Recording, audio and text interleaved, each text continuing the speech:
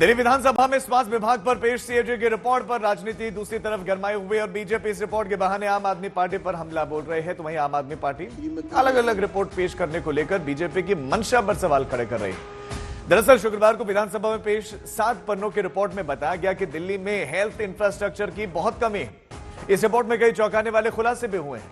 Report के मुताबिक कोविड-19 से निपटने के लिए केंद्र सरकार से मिले 787 करोड़ 91 लाख रुपए में से सिर्फ 582 करोड़ 84 लाख रुपए ही खर्च किए गए, जबकि बाकी की राशि बिना उपयोग के रह गई।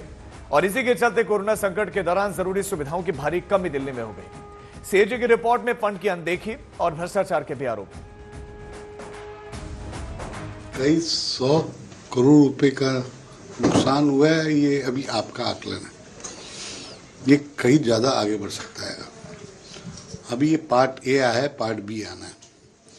इन्हों को तो मौका मिलना चाहिए कि किसमें घोटाला कर सकते हैं, उसमें उन्होंने घोटाला किया।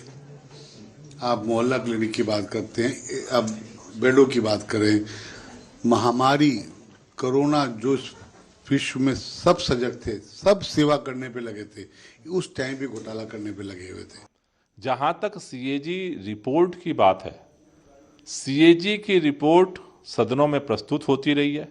सदन में प्रस्तुत होने के बाद वो सीएजी की रिपोर्ट पीएससी को भेजी जाती है, पीएससी उस पर जांच करती है और उसके बाद सदन के अंदर अपनी रिपोर्ट प्रस्तुत करती है।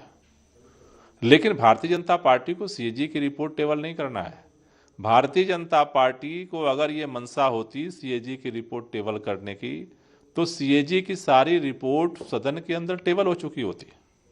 सभी रिपोर्ट टेबल नहीं हुई, एक एक रिपोर्ट टेबल हो रही है। क्यों हो रही है? क्योंकि उनको सरकार में बैठने के बाद भी केवल आरोप खेलना है। तो केंद्रीय स्वास्थ्य मंत्री जेपी नड्डा ने आज दिल्ली में जन औषधि रथ को हरी झंडी दिखाकर जन औषधि सप्ताह की शुरुआत की। और यह कार्यक्रम प्रधानमंत्री भारतीय जन औषधि परियोजना का एक हिस्सा है और इसका उद्देश्य सस्ती और गुणवत्तापूर्ण दवाइयां लोगों तक पहुंचाना है। इस कार्यक्रम में केंद्रीय राज्य मंत्री अनुप्रिया पटेल भी शामिल रही। तमाम जानकारियां और दिल्ली में बढ़ते प्रदूषण पर नियंत्रण के लिए सरकार ने अब बड़ा फैसला लिया है। अब दिल्ली में 31 मार्च के बाद पेट्रोल पंप और सीएनजी स्टेशन पर 15 साल से ज्यादा पुराने वाहनों को ईंधन नहीं मिलेगा। वायु प्रदूषण से निपटने के उपायों पर चर्चा के लिए दिल्ली के पर्यावरण मंत्री मनजिंदर सिंह सिरसा ने अधिकारियों के साथ बैठक की। बैठक के बाद मनजिंदर सिंह सिरसा ने कहा कि हम पेट्रोल पंप पर गैजेट्स लगा रहे हैं जो कि 15 साल से ज्यादा पुराने वाहनों की पहचान करेंगे और उन्हें ईंधन नहीं दिया जाएगा।